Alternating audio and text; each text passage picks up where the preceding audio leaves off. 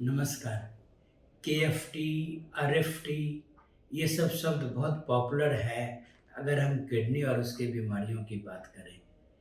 KFT का मतलब होता है किडनी फंक्शन टेस्ट, आरएफटी का मतलब होता है रेनल फंक्शन टेस्ट। दोनों का मतलब हुआ कि वो जांच जिससे हम किडनी के बारे में पता करते हैं। और अलग-अलग लैब वाले अलग-अलग केएफटी की लिस्ट बना रखे हैं। तो इसमें ध्यान देना बहुत ज़रूरी है कि हम किन जाँचों को करवाएँ। तो आम तौर पे यूरिया, क्रिएटिनिन ये 2 जाँच किडनी के फंक्शन का इनडायरेक्ट आइडिया देते हैं। यूरिया खान-पान से बनता है और क्रिएटिनिन मांसपेशियों के उपापचय से बनता है और यह किडनी के कमज़ोरी में इनका लेवल बढ़ जाता है। अब आते हैं इलेक्ट्रोलाइट्स, सोडियम और पोटेशियम। इसमें भी ऊंच-नीच हो जाती है किडनी के कमज़ोरी में। और यूरिया में तो मार्जिन है, अगर किसी का यूरिया 20 से बढ़ के 40 भी हो जाए, खतरा नहीं होता। लेकिन पोटेशियम अगर 5 से बढ़ के 7 हो जाए, तो जानलेवा हो सकता है। तो सोडियम और पोटेशियम इलेक्ट्रोलाइट्स में आते हैं और वो भी केएफटी का हिस्सा हैं। इसके अलावा किडनी का काम हड्डियों को मजबूत करना भी है, तो कुछ लैब्स कैल्शियम और फास्फोरस को भी केएफटी का हिस्सा मानते हैं। आमतौर पे किडनी के कमजोरी में कैल्शियम का लेवल कम हो जाता है और फास्फोरस का लेवल ज़्यादा हो जाता है। एक आता है क्लोराइड।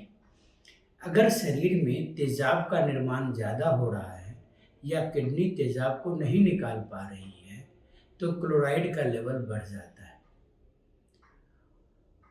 एल्बुमिन भी कुछ लैब केएफटी में दिखाते हैं।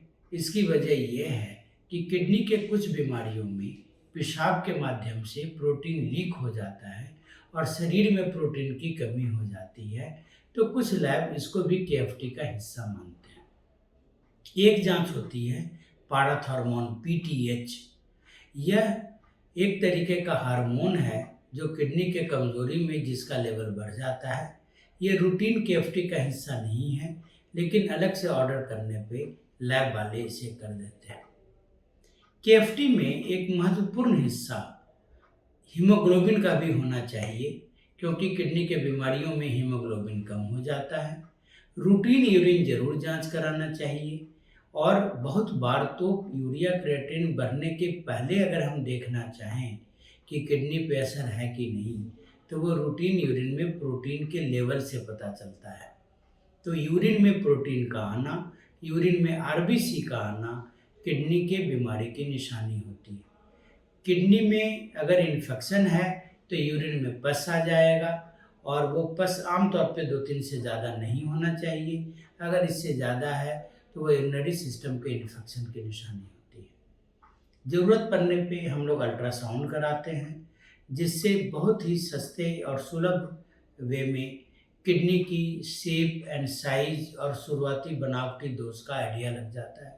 अगर किडनी में सिस्ट या गांठ है या प्रोस्टेट की बीमारी है या पेशाब के थैले ब्लैडर की स्टडी करनी हो, उसमें भी अल्ट्रासाउंड बहुत उपयोगी है।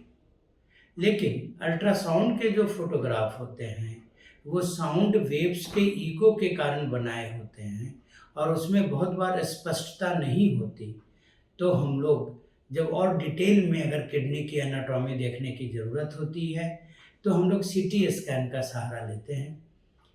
एक कंट्रास्ट सीटी होता है, ये तब करते हैं जब हमें यूरिन को कलर देने की कोशिश करनी पड़ती है। जब हम एक्सक्रीटरी सिस्टम को और बेहतर ढंग से स्टडी करना चाहें, तो कंट्रास्ट सीटी कराते हैं या कलर सीटी जिसे बोलते हैं। कैंसर के स्टडी में भी इस जांच का उपयोग है, लेकिन ध्यान रहे कंट्रास्ट बहुत ज़्यादा यूज नहीं करना चाहिए, इससे किडनी के फंक्शन पे लोड पड़ता है। एक न्यूक्लियर स्कैन भी है जो किडनी के फंक्शन के बारे में आइडिया देती है, जिसको डीटीपीए बोलते हैं, जिसमें जीएफआर या किडनी का परसेंटेज वर्किंग निकालने का वो एक दूसरा तरीका है। कभी कभी डीटीपीए के जो अलग रूप हैं सच एज डायरेटिक रेनोग्राम, ये किडनी के तंत्र में अगर रुकावट है तो वो सिग्निफिकेंट है कि नहीं उसके बारे में जानकारी देती है।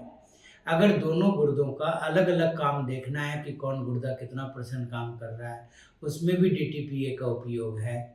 और अगर किडनी में स्कारिंग देखनी है तो डीएमएसए स्कैन।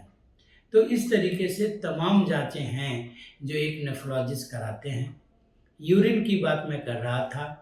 बहुत बार रूटीन यूरिन नॉर्मल है, फिर भी अगर हम देखना चाहें अर्ली स्टेज में कि डायबिटीज़ का असर किडनी पे है कि नहीं, तो यूरिन फॉर माइक्रो एल्बुमिन कराते हैं। और अगर यूरिन में प्रोटीन आ रहा हो तो उसको क्वांटिफाई करने के लिए 24 घंटे का यूरिन प्रोटीन या यूरिन प्रोटीन क्रिएटिन रेशियो कराते हैं। तो एक केएफटी वर्ड से बहुत कंफ्यूज होने की आवश्यकता नहीं है। एक हमने लिस्ट देने की आपको कोशिश की कि ये आम जांचें हम लोग क्या क्या कराते हैं, और अलग अलग मरीज की रिक्वायरमेंट अलग होती है और उनमें अलग अलग जांचों का परमुटेशन कम्बिनेशन यूज होता है। धन्यवाद।